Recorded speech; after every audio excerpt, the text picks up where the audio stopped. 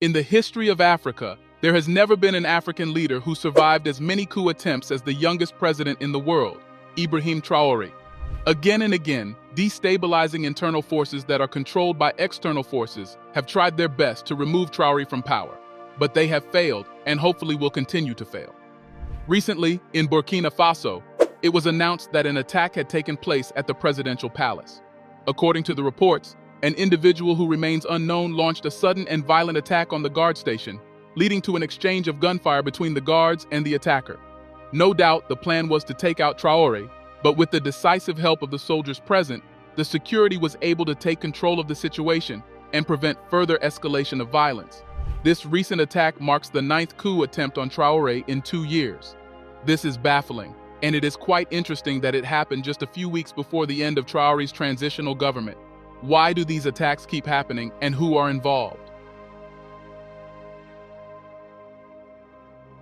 Looking through the reports of the previous attacks, it can be observed that those involved are usually local actors, especially from the Burkinabe army. So does it mean that despite the support from the citizens of the country, there are those who do not want Traore to remain as president of Burkina Faso? Well, when it comes to African politics and governance, one thing you should understand is that external factors are always at play. Given the abundance of African resources, history has shown us that the West, such as the US and France, is very much interested in having access to these resources with ease. However, for the West, the only way to have easy access to these resources is not through trade like China does, but by controlling the government. When the government of an African country is pro-Western, the West would be able to sign agreements that grant them easy access to the resources in that country in exchange for pittance. This is their ultimate goal, and all those summits held between African countries and Western nations, where they always talk about how they want to see the continent develop, are just a farce. So the plan is to woo the government to their side and then have easy access to the resources. And history has shown us that this plan works most of the time. Before now, when it seemed the African continent was waking up, most of the African leaders were pro-West and strong allies of the West. This stance has promoted corruption, poverty, and decades of underdevelopment because the African leaders, who are all lies, usually look the other way to allow the West unrestricted access to their resources. In exchange, these African leaders can loot as much funds as they want and rule as long as they like, without the international community condemning them. The only thing they have to do is conduct a farce election so that the West can continue to say that they are upholders of democracy. We have seen this happen over and over again before our very eyes. Just take a look at Cameroon and Equatorial Guinea, for example. These two African countries are led by African leaders who have ruled for more than 3 decades.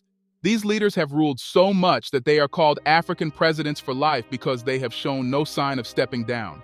Now, if their rule had made their countries great, nobody would have a problem with the ruling. However, these two countries are among the poorest in Africa, yet their leaders are living in affluence and wealth. It's a known fact that Paul Biya, the president of Cameroon at age 91, is never in his country. In fact, he has been dubbed Cameroon's absentee president because, most of the time, the president is always outside the country, not for diplomatic reasons, but for personal reasons. It has been reported that his favorite place is the Intercontinental Hotel in Geneva, Switzerland, and when he is back in Cameroon, he stays out of the limelight and sometimes retreats to his home village, leaving the day-to-day running of the country to the Prime Minister, Philemon Yang. Honestly, if he is tired of ruling, why can't he just step down for someone to take his place? Well, he hadn't, and with the way things are going, he would probably stay there until he was 100 years old. What about Equatorial Guinea? Unlike Paul Biya, the president of Equatorial Guinea, Teodoro Obiang is very much present in his country. However, he is corruption personified and the epitome of who a dictator should be. Under his rule since 1979, the country is reported to have one of the worst human rights records in the world. He holds all the power in the country and almost all seats in the legislature. The Constitution provides Obiang sweeping powers, including the right to rule by decree, effectively making his government a legal dictatorship. But that's not all. The president is reported to have put all his family members in key positions in the government, and guess what his son, Teodorin, who is the vice president, is being groomed to take over his father whenever he feels like stepping down.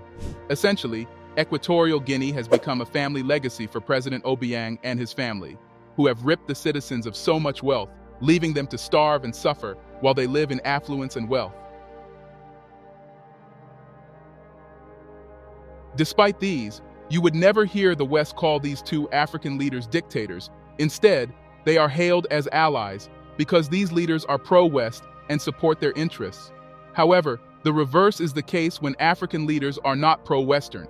History again shows us that African leaders that are not pro-Western are usually termed dictators and end up dead, assassinated by local forces influenced by the West. Thomas Sankara, Patrice Lumumba, Muammar Gaddafi, and a couple of others who refused to allow the West to influence them were all killed and called dictators and authoritarianism. And all of them were killed by people from their countries to create the notion that there is disunity and that not everybody is happy with their governance. This is the exact same thing that is happening with President Traore. From the very beginning, President Traore made it known that he was not pro-West but pro-Burkina Faso, and since he stepped into power, he has stood by his stance. All his actions have been geared towards ensuring the complete sovereignty of Burkina Faso in every aspect, including economic, and politics. His stance has made the West try different tactics to remove him from power, including sanctions, Western media, and coups. Western media always paint Traore as an authoritative leader who is trying to use anti-French sentiments to remain in power for his own benefit. The aim of this narrative is to change the minds of people concerning Traore and turn the minds of the Burkinabes against him, which would in turn lead to his removal as leader of the county. It's the same tactic that was used in Libya to overthrow Muammar Gaddafi. Yet, despite this, support for Ibrahim Traore has only increased day after day as a result of his achievements, passion, and dedication since he came to power. Recently, thousands of Burkinabe citizens and locals, as well as visitors from the Sahel, gathered together to protest against the end of Traore's transitional government and pledge their support for this rule to continue. This is evidence that the people of Burkina Faso love and support their Traore, and he is the best thing that has happened to the country since the murder of Thomas Sankara. How many leaders can boast of their citizens gathering together to plead for them to extend their rule? Now, seeing that the disinformation campaign is not working, the West has resorted to coup attempts and assassination attacks to try and remove him from power because they know that if he remains, that will be the end of their hold on Burkina Faso. The coup attempts also form a narrative that not everybody supports Traore, thereby creating the notion that there is disunity in Burkina Faso. However, despite their efforts, Traore has continued to survive these attempts, which started immediately after he assumed power. This recent attack is even more shocking because the transitional government of Traore is about to end and the election will soon take place, which is what the West wants. So what is the need for the attack? Perhaps they have realized that the people support Traore and he will most likely remain the president of Burkina Faso even if an election is conducted. Hence the need for the attack. Eliminating Traore would remove the possibility of him running for president and winning the election. Thankfully, Traore has survived yet another attack and there is still hope. Hopefully, he will continue to survive any attack both physically and through the media, so that he can remain the leader of Burkina Faso and be an example for African leaders to follow.